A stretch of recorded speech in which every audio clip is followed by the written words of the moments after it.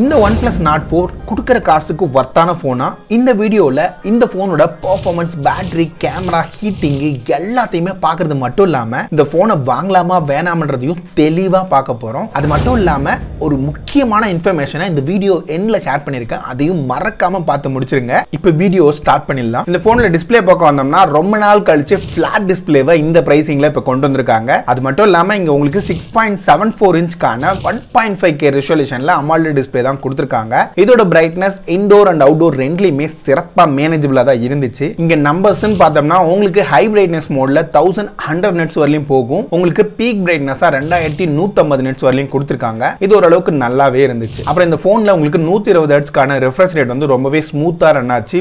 மேஜரான இஷ்யூஸ் வந்து இங்க எதுவுமே கிடையாது. அது மட்டும் இல்லாம உங்களுக்கு யூடியூப்லயும் உங்களுக்கு 4K HDR 60 FPS வரையும் ரன் பண்ண முடியும். இதோட எக்ஸ்பீரியன்ஸுமே ரொம்பவே நல்லா இருந்துச்சு. கலர்ஸ், டீடைல்ஸ் எல்லாம் ரொம்பவே நல்லா சிறப்பாவே கொடுத்திருக்காங்க. அப்புறம் இந்த போன்ல பேட்டரிஸ் பத்தி பேசும்போது இங்க 5500 mAh கான பேட்டரி கொடுத்திருக்காங்க. இது ஃபுல் சார்ஜ் பண்றதுக்கு எனக்கு ஒரு 28 நிமிஷம் எடுத்துக்கிச்சு ஃபர்ஸ்ட் சார்ஜிங் சைக்கிள்ல. ரெண்டாவது சார்ஜிங் சைக்கிள்ல 32 நிமிஷம் எடுத்துக்கிச்சு. இதை சார்ஜ் பண்றதுக்கு 100 வாட் கான அடாப்டர் பாக்ஸ்லயே கொடுத்திருக்காங்க. ஹீட்டிங் வந்து ஓரளவுக்கு ஓகேஸா தான் இருந்துச்சு. இதோட பெர்ஃபார்மன்ஸ் தாறுமாறா இருக்கு சார்ஜிங் டைமை பொறுத்த வரைக்கும். இப்போ அப்படியே இதோட பேட்டரி லைஃப்க்கு மூவ் ஆகும்போது இங்கேயுமே தரமான சம்பவம் பண்ணியிருக்காங்க. இதை நான் என்னோட இன்டென்ஸான டெஸ்டிங்ல டெஸ்ட் பண்ணும்போது மல்டிபிள் அப்ளிகேஷன், மல்டிபிள் லேயர்ல ஐடியல் டிராப்ல இருந்து ஒரு அப்ளிகேஷன் டு அப்ளிகேஷனுக்கு இன் பிட்வீன்ல நடக்கிற டிராப்ஸ்ல இருந்து எல்லாத்தையுமே செக் பண்ணியிருந்தேன். இதுல எனக்கு 8 மணி நேரம் 40 நிமிஷத்துக்கு மேல இதோட பேட்டரி லைஃப் வந்துச்சு ஸ்கிரீன் ஆன் டைமை பொறுத்த வரைக்கும். இதை நான் கிட்டத்தட்ட ஒரு 2 நாளுக்கு மேல வச்சிருந்து டெஸ்ட் பண்ணியிருந்தேன். இது ஒரு சாலிடான பேட்டரி லைஃப் தான் நான் பார்க்கறேன். அப்புறம் இன்னொரு முக்கியமான விஷயத்தை சொல்லியே ஆகணும். இந்த மாதிரி இன்டென்ஸான பேட்டரி டெஸ்டிங் ரிசல்ட்டை எல்லா வீடியோலையும் பார்க்கணும்னு நீங்க நினைக்கிறீங்கன்னா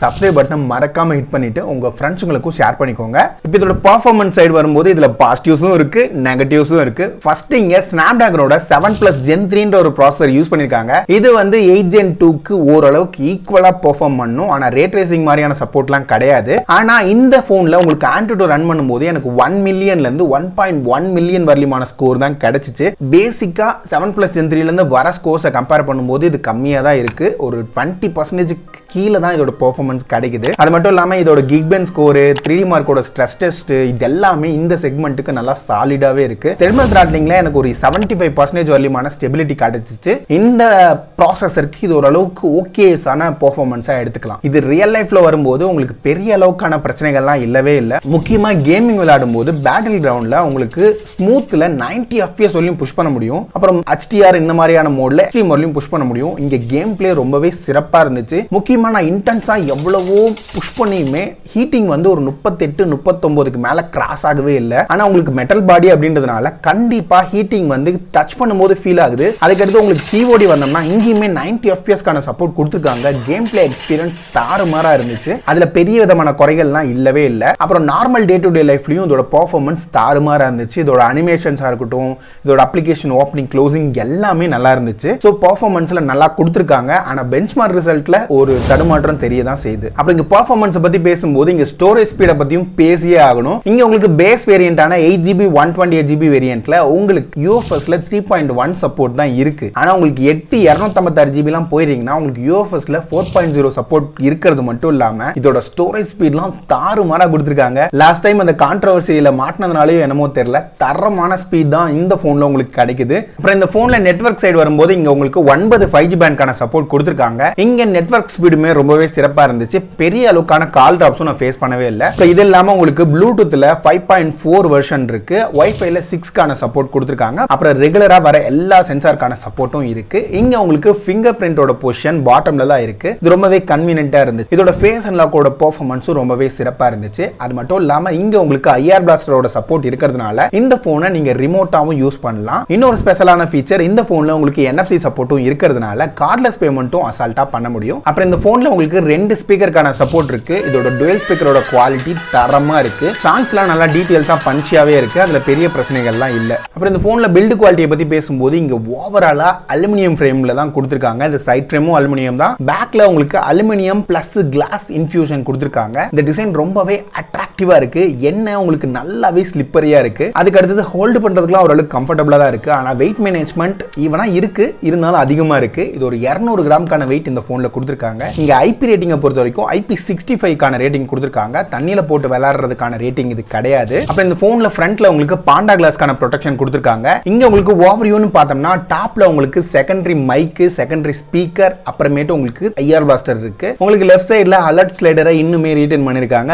ரைட் சைடுல உங்களுக்கு வால்யூம் பட்டன்ஸும் பவர் பட்டனும் இருக்கு. பாட்டம் சைடு வந்தோம்னா உங்களுக்கு primary speaker, type C port, அதுக்கு பக்கத்துல பிரைமரி மைக், அப்புறம் சிம் கார்டுக்கான ப்ரொவிஷன். இங்க உங்களுக்கு SD கார்டுக்கான சப்போர்ட் கிடையாது. 2 சிம் போறதுக்கான சப்போர்ட் மட்டும் தான் இருக்கு. சரி, இப்போ இதோட பாக்ஸ்ல என்ன இருந்துச்சுன்றதையும் குயிக்கா பார்த்தலாம். இந்த பாக்ஸை பொறுத்த வரைக்கும் வழக்கமான அதே ப்ளூ கலர் பாக்ஸ் தான். என்ன இந்த ப்ளூ வந்து இன்னும் கொஞ்சம் கான்ட்ராஸ்ட் அதிகமா இருக்க மாதிரி இருக்கு. மற்றபடி இந்த பாக்ஸை ஓபன் பண்ணும்போது இதோட ரெட் கேபிள் கார்டு இருந்துச்சு, சில paper works, stickers, SIM injector pin கொடுத்திருக்காங்க, type C to type A cable கொடுத்திருக்காங்க, 100 வாட்கான சார்ஜர் பாக்ஸ்ல இருக்கு. அது மட்டும் இல்லாம உங்களுக்கு ஒரு கேஸ் கொடுத்திருக்காங்க. அதோட குவாலிட்டி நல்லா தரமாவே இருக்கு. சரி, இப்போ இதோட அன்பாக்சிங் எக்ஸ்பீரியன்ஸ்ல இருந்து இங்க சாஃப்ட்வேர்ஸ் பத்தி பேசும்போது இங்க 4 வருஷத்துக்கான OS அப்டேட்டும் 6 வருஷத்துக்கான செக்யூரிட்டி பேட்ச் அப்டேட்டும் கொண்டு வந்திருக்காங்க. இந்த பிரைஸ் செக்மெண்ட்ல இது ஒரு சாலிடான ஆப்ஷன் மாதிரி தான் எனக்கு ஃபீல் ஆகுது. சாம்சங்க்கு அடுத்தது இவ்வளவு பெரிய சாஃப்ட்வேர் அப்டேட்டை இந்த பிரைஸ் பாயிண்ட்ல இப்போ OnePlus கொடுக்குறாங்கன்றது ஒரு நல்ல விஷயம். இதை தவிர்த்து பார்த்தோம் அப்படின்னா இங்க உங்களுக்கு நிறைய அப்ளிகேஷனை ப்ரீ இன்ஸ்டால் அப்ளிகேஷனா கொடுக்க ஆரம்பிச்சிருக்காங்க. அதே ஓப்போ அண்ட் ரியல்மி ஸ்ட்ராட்டஜி இங்க OnePlusலோட நாட் சீரியஸ்க்கும் அப்ளை ஆக ஆரம்பிச்சிருக்கு. அது ஒரு பேடான விஷயமா தான் பார்க்குறேன். ஒரு நல்ல விஷயம் என்னன்னா இது எல்லாத்தையும் உங்களால் அன்இன்ஸ்டால் பண்ண முடியும். மற்றபடி ஆக்சிஜன் OS 14.1ல தான் இது ரன் ஆகுது. இது நார்மலான யூசேஜ்லாம் ரொம்பவே ஸ்மூத்தா இருக்கு, ஸ்னாப்பியாவும் இருக்கு. பெரிய அளவுக்கான பஞ்சாயத்துக்கள்லாம் இல்ல. இங்க Android 14 தான் அவுட் ஆஃப் தி பாக்ஸோட கொடுத்திருக்காங்க. இந்த போன்ல இப்ப கேமராஸை பத்தி பேசும்போது உங்களுக்கு பேக்ல 2 கேமராஸ் தான் கொடுத்திருக்காங்க. இந்த பிரைமரியா இருக்கிறது சோனி லிட்டியா 600 சென்சார், ரெண்டாவதா இருக்கிறது உங்களுக்கு 8 மெகா பிக்சலுக்கான ஒரு அல்ட்ரா வைட் சென்சார் கொடுத்திருக்காங்க. ஃப்ரண்ட்ல உங்களுக்கு 16 MB சென்சார் கொடுத்திருக்காங்க. ஃபர்ஸ்ட் இந்த பேக்ல இருக்கிற சென்சாரோட பெர்ஃபார்மன்ஸ் பொறுத்த வரைக்கும் நல்ல டே லைட்ல எடுக்கும்போது பிக்சல்ஸ் எல்லாம் ரொம்பவே நியூட்ரல் கண்டிஷன்ல தான் இருக்கு. சேச்சுரேஷன் கொஞ்சம் கம்மியா இருக்கு, டீடைல்ஸ் நல்லா இருக்கு, கலர்ஸ் வந்து நேச்சுரலா இருக்கிறது அப்படியே காட்டுது. டைனமிக் ரேஞ்ச் ஓரளவுக்கு டீசென்ட்டா இருக்கு. ஹியூமன் சப்ஜெக்ட்ல எடுக்கும்போது உங்களுக்கு டீடைல்ஸ் நல்லாவே கொடுத்திருக்காங்க. சேச்சுரேஷனும் ஓரளவுக்கு ஓகேஸா இருக்கு. போர்ட்ரைட் இமேஜஸ் எடுக்கும்போதும் டீடைல்ஸ்லாம் தாறுமாறா இருக்கு. இந்த பூக்கா எஃபெக்ட்டும் நல்லா சொல்லிக்கிற அளவுக்கு தான் இருக்கு. அப்புறம் உங்களுக்கு லோ லைட்ல எடுக்கிற பிக்சர்ஸ்லயும் வந்து டீடைல்ஸ் வந்து ஓரளவுக்கு டீசென்ட்டா இருந்துச்சு. இதோட பூக்கா எஃபெக்ட் போர்ட்ரைட்ல லோ லைட்லயுமே ஓரளவுக்கு சிறப்பா மேனேஜ் பண்ணுச்சு.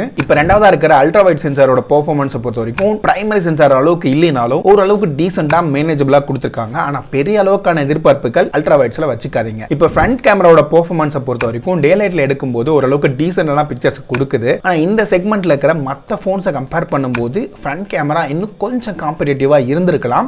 போர்ட்ரைட்லயும் இதோட பூக்கா எஃபெக்ட் வந்து ஓரளவுக்கு ஓகேஸா தான் இருந்துச்சு. உங்களுக்கு லோ லைட்ல எடுக்கும்போதும் பூக்கா எஃபெக்ட்லாம் நல்லாவே வந்துருந்துச்சு. டீடைல்ஸ் ஓரளவுக்கு டீசென்ட்டா இருந்துச்சு. சோ இந்த போன்ல உங்களுக்கு பேக் கேமராஸ் ஓரளவுக்கு நல்லா இருக்கு, ஃப்ரண்ட் கேமரா டீசென்ட்டா இருக்கு. அப்புறம் இந்த போன்ல வீடியோ சைட் போகும்போது பேக்ல உங்களுக்கு 4K 60 FPS வரையிலான சப்போர்ட் பிரைமரி சென்சார்ல கொடுத்திருக்காங்க. இதோட பெர்ஃபார்மன்ஸ் அண்ட் ஸ்டெபிலிட்டி நல்லாவே மேனேஜபிளாவே இருந்துச்சுன்னு சொல்லலாம். அது இல்லாம உங்களுக்கு அல்ட்ரா ஸ்டடி மோட்ல 1080p 60 FPSல உங்களால வந்து வீடியோவை ரெக்கார்ட் பண்ண முடியும். அடுத்தது ஃப்ரண்ட் சைடு வந்தோம்னா உங்களுக்கு 1080p 30 FPS வரையிலான சப்போர்ட் தான் இருக்கு. ஃபுட்டேஜ் ஓரளவுக்கு டீசென்ட்டா இருக்கு. பெரிய அளவுக்கான எக்ஸ்பெக்டேஷன் ஃப்ரண்ட்ல இருக்கிற வீடியோஸ்ல வச்சுக்காதீங்க. ஒரு இடத்துல ஃபிக்ஸ்டா வச்சு எடுக்கிறீங்கன்னா டீசென்ட்டான பெர்ஃபார்மன்ஸ் நீங்க எதிர்பார்க்கலாம். அது மட்டும் இல்லாம இந்த போன்லயும் இன்ட்ரெஸ்டிங்கான ஒரு விஷயம் என்னன்னா 1080p 30 FPSல ஃப்ரண்ட் அண்ட் பேக் ரெண்டுலயுமே உங்களால போர்ட்ரைட் வீடியோஸ் ரெக்கார்ட் பண்ண முடியும். அது ஒரு நல்ல விஷயமா பார்க்குறேன். அப்புறம் இந்த ஃபோனை வாங்குறதுக்கு வர்த்தா இல்லையான்னு பார்க்கறதுக்கு முன்னாடி OnePlus சுற்றி நடக்கிற இந்த கான்ட்ரவர்ஷியும் பேசியே ஆகணும். மொத்தமாக 2 பிரச்சனைகள் இருக்கு, முக்கியமான பிரச்சனைகள். நீங்க கண்டிப்பா காது கொடுத்து கேட்க வேண்டிய பிரச்சனைகள். ஃபர்ஸ்ட் வந்து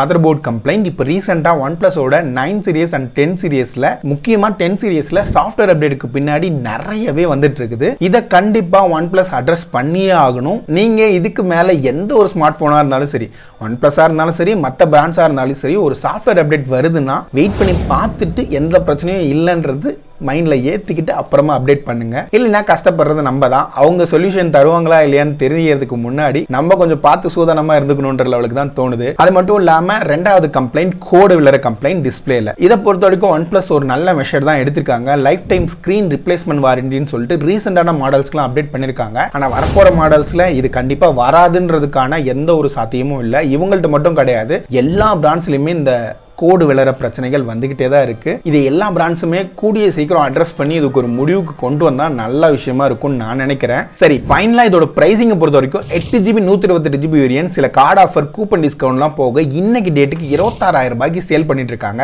லான்ச் டேட் அன்னைக்கு 28,000 ரூபாய் வரைக்கும் போயிட்டு இருந்த இந்த போன் இந்த பிரைசிங்ல கண்டிப்பா ஒரு வர்த்தான டீலா தான் நான் பார்க்கிறேன். முக்கியமா இதோட சாலிடான பில்டு குவாலிட்டி, இதோட டிஸ்பிளே, இதோட பேட்டரி லைஃப், இந்த மாதிரி விஷயங்களுக்காகவே இந்த போனை நீங்க சாலிடா கன்சிடர் பண்ணலாம். அப்ப இந்த போன்ல இருக்கிற 8GB 256GB வேரியன்ட் சில கார்டு ஆஃபர்லாம் போக உங்களுக்கு இன்னைக்கு டேட்டுக்கு ஒரு 29,000 ரூபாய் வரைக்கும் கிடைக்குது. அந்த பிரைசிங்க்கு இது ஓரளவுக்கு டீசென்டான டீல். ஆனா உங்களுக்கு 32,000 ரூபாய்க்கு கிடைக்கிற அந்த மேக்ஸ் வேரியன்ட்டை நீங்க கன்சிடர் பண்ண வேணாம். அந்த பிரைசிங்க்கு இன்னும் நிறைய வர்த்தான டீல்ஸ் இருக்கு. சொல்ல போனா உங்களுக்கு அதே பிரைசிங்ல Neo 9 Pro உங்களுக்கு அசால்ட்டா நல்ல டீலாவே கிடைக்கும். அதை நீங்க கன்சிடர் பண்ணலாம். சரி, இந்த போனை பத்தி உங்களோட ஒப்பீனியன் என்னன்றதை கீழே இருக்கிற கமெண்ட்ஸ்ல சொல்லுங்க. இன்னும் இன்ட்ரெஸ்டிங்கான வீடியோஸ்ல பார்க்குறேன். அது வரைக்கும் பாய்.